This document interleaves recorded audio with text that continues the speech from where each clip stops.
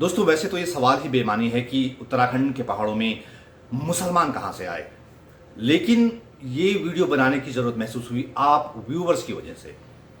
इस सीरीज का ये मेरा तीसरा वीडियो है। इसकी शुरुआत मैंने की थी उत्तराखंड के गांवों में, जो पहाड़ों में सैयदों के नाच की जो वायरल वीडियो था उसकी तहकीकात करते हुए मैंने इसकी शुरुआत की थी। उस पर बहुत सारे लोगों के कमेंट्स आए, अभी भी कमेंट्स आ रहे हैं, लोग देख रहे हैं उस वीडियो को। तो उन्हीं कमेंट्स को पढ़कर मुझे लगा कि अभी भी सच्चाई लोगों तक पहुंचनी जरूरी है और भी जो इसके पहलू हैं वो लोगों तक पहुंचने बहुत जरूरी हैं। तो मैंने इस दौरान कई किताबें खंगाली, कई विद्वानों को पढ़ा और इस वीडियो में उसका निचोड़ लेकर मैं आपसे जानकारी शेयर कर रहा हूं। मुझे यकीन है दोस्तों कि ऐसी जानकारी आपको कहीं और नहीं मिलेगी, तो आपसे गुजारिश है कि इस वीडियो को अंत तक जरूर देखिएगा।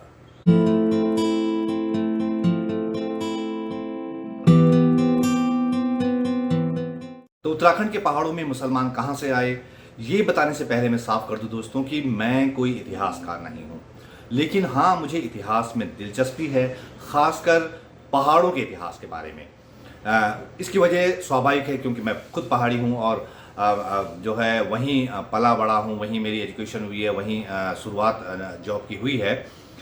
तो बचपन से ही उत्तराखंड की जो संस्कृति है, जो लोक परंपराएं हैं, उसको जानने समझने की जिज्ञासा रही है। मुझे अपने पिछले वीडियोस पर आए कमेंट्स को देखकर लगा कि आप लोगों में भी ये जिज्ञासा है, ये जानने की जिज्ञासा है कि उत्तराखंड के पहाड़ों में मुसलमान कहां से आए। आपकी इसी जिज्ञासा के समाधान के लिए मैंने कई किताबें टटोली, तो मुझे महान घुमक्कड़ और भारतीय यात्रा साहित्य के बड़े और चर्चित नाम राहुल सांकृत्यायन की किताब हिमालय परिचय में कुछ जिक्र मिला। उन्होंने लिखा है, मुसलमान गढ़वाल में व्यापारिक स्थानों में ही मिलते हैं और प्रायः सभी नीचे से आए हुए हैं। धनाई और भैरगांव में कुछ गढ़वाली मुसलमान हैं जो मनिहारी का काम करते हैं। टिहरी के पास भी एकाध गांव में मुसलमान रहते हैं जो गर्मियों में मसूरी जाकर बैराग खानसामा का काम करते हैं। गढ़वाल के राजाओं ने दिल्ली के संबंध के समय कितने ही मुसलमान परिवार लाकर बसाए, जिनका काम आने वाले मुसलमान अतिथियों का भोजन तैयार करना तथा बहेलिया पेशा था। ब्रिटिश गढ़वाल के ICS अधिकारी रहे H.G. वॉल्टन ने साल 1910 में जो ब्रिटिश गढ़वाल का गैजेटर तैयार किया, उसमें उन्होंने लिखा, साल 1901 की जनगणना में ब्रिटिश गढ़वाल में 4411 मुसलमान थे और इनमें से ज्यादातर कारोबार या मजदूरी के मकसद से आए हुए थे। लेकिन इससे पहले मुसलमान गढ़वाल में राजा के समय से बसे हैं। गढ़वाल में तैली, चांदपुर में धनाई और अजमेर में भैरगांव मुसलमानों के गांव हैं, लेकिन इनमें से कोई भी मुसलमानों जैसी इबादत नहीं करते। धनाई गांव के निवासी मुसलमान तो मस्जिद शब्द के अर्थ से भी अनभिज्ञ हैं और कांच की चूड़ियां बनाने के अपने व्यापार में ही उनका पूरा धर्म समाहित है। ये चूड़ियां बनाने वाले मनिहारी ही गढ़वाल में इकलौते स्वदेशी मुसलमान हैं। उन्हें आसपास के हिंदुओं द्वारा दलितों की तुलना में थोड़ा बेहतर स्थिति में देखा जाता है। यानी गढ़वाल में मुसलमानों के चुनिंदा गांव तब भी थे और तब भी लोकल गढ़वाली कल्चर और परंपराओं को ही फॉलो करते थे। गढ़वाल में मुसलमान कैसे आते रहे, उन वजहों का जिक्र बैरिस्टर और इतिहासकार मुकद्दी लाल ने अपनी किताब में किया है। उन्होंने लिखा, जब मुगलों की बादशाही कमजोर और छिन्न भिन्न हो गई तो मुगल बादशाहों के दरबारों के भवन निर्माण करने वाले शिल्पी, शिल्पकार, स्वर्णकार, चित्रकार, जौहरी, जुलाही, गाने बजाने वाले, संगीतज्ञ और नृत्य कला में प्रवीण कलाकारों को पहाड़ी राजाओं ने अपने दरबारों में रख लिया। इनके अतिरिक्त पहाड़ी राजाओं ने 17वीं 18वीं शताब्दी में राजपूत तथा मुगल दरबारों से कलाकारों को अपने दरबारों में बुलाया।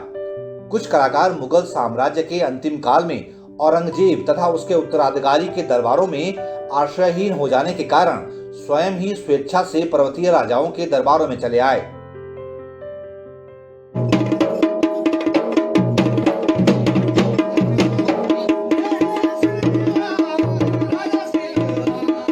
हालांकि उनमें मुसलमान और हिंदू दोनों थे।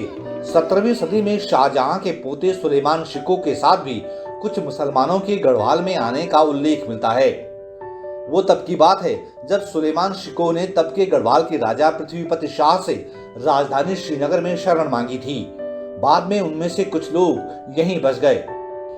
ये तब की बात है जब शाहजहां को उसके बेटे औरंगजेब ने कैद कर लिया था और दिल्ली के तख्त के लिए औरंगजेब और उसके बड़े भाई दारा शिकोह में संघर्ष चल रहा था। जब दारा शिकोह लाहौर के मोर्चे पर था, तभी औरंगजेब दारा शिकोह के बेटे और अपने भतीजे सुलेमान शिकोह की जान के पीछे पड़ गया। सुलेमान शिकोह अपने कुछ साथियों के साथ भागकर कोटद्वार के रास्ते गढ़वाल की राजधानी श्रीनगर में राजा पृथ्वीपति शाह की शरण में पहुंचा। राहुल सांकृत्यायन ने अपनी किताब हिमालय परिचय में लिखा है, शाहजहां के पोते सुलेमान शिकोह के साथ उसकी पत्नी, उसका दूध भाई मोहम्मद शाह, कुछ अनुचर और दास दासियों के अलावा कोई नहीं था।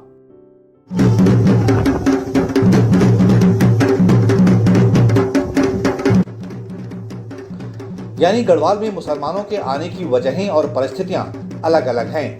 आज से करीब 90 साल पहले तक टिहरी को छोड़कर गढ़वाल जिले यानी तब के ब्रिटिश गढ़वाल में आबादी का हिसाब किताब कैसा था, इसका एक डेटा भी राहुल सांकृत्यायन ने दिया है।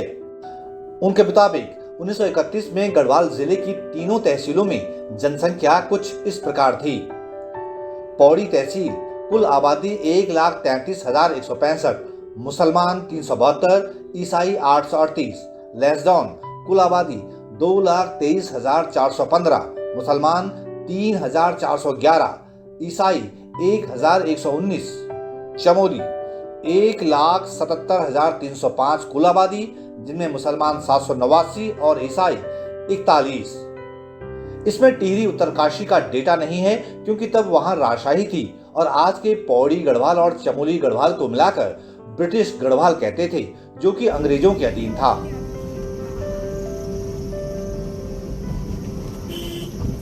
तो इतिहास की किताबें टटोलते हुए मुझे सबसे महत्वपूर्ण और सबसे दिलचस्प जानकारी ये पता लगी कि उत्तराखंड के पहाड़ों में जो मुसलमान थे, बहुत पहले ज़माने से आए हुए थे, वो लोकल कल्चर यानी गढ़वाली कल्चर से प्रभावित थे, वो उसी में रम गए थे।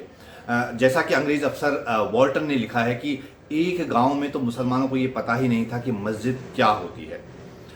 मुझे कई विद्वानों से, कई जानकारों से ये भी पता चला कि टिहरी गढ़वाल ज़िले में जो चंद्रबंदी मंदिर है, उसके आसपास जो कुछ मुस्लिम गांव हैं, वो भी हिंदुओं की तरह कभी बकरा लेकर जाया करते थे वहाँ मंदिर पे।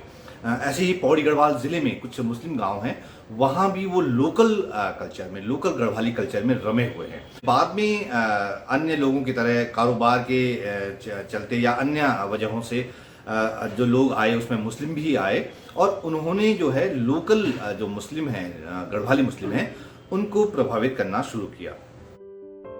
वैसे मुसलमान ही क्या, बाद में तो कई कारोबारी जातियां पहाड़ में आकर यहीं डट गईं। अब तो मैदानों के ताकतवर और रसूख वाले लोग पहाड़ों में जमीनें खरीद कर बस रहे हैं और पहाड़ों के जो मूल निवासी हैं वो रोजगार, स्वास्थ्य, शिक्षा जैसी बुनियादी जरूरतों या यूं कहें कि मजबूरियों के चलते लगातार पहाड़ों से पलायन कर रहे हैं। तो मुझे उम्मीद है दोस्तों कि इस वीडियो के जरिए आपको बहुत सारे सवालों के जवाब मिल गए होंगे। मेरे लिए भी ये स्टडी बहुत मज़ेदार रही, बहुत दिलचस्प रही। मुझे उम्मीद है कि आपको ये वीडियो पसंद आया होगा। अगर आपको पसंद आया है तो इसे लाइक तो करेंगे ही, इसे बहुत जगह शेयर कीजिएगा और हाँ, मेरे YouTube चैनल को सब्सक्राइब करेंगे तो आपको बहुत सारे अनसुने किस्से, बहुत सारे दिलचस्प किस्से आगे भी पहुंचाता रहूँगा आप तक। और जाते जाते एक गुजारिश ये कि अगर आपको वीडियो पसंद आ रहा है, कंटेंट पसंद आ रहा है, तो आप स्टार देकर मुझे सहयोग कर सकते हैं ताकि ऐसा रिसर्च बेस्ड कंटेंट जो है आप तक मैं पहुंचाता रहूं, उससे मदद मिलेगी। बहुत बहुत धन्यवाद आपका।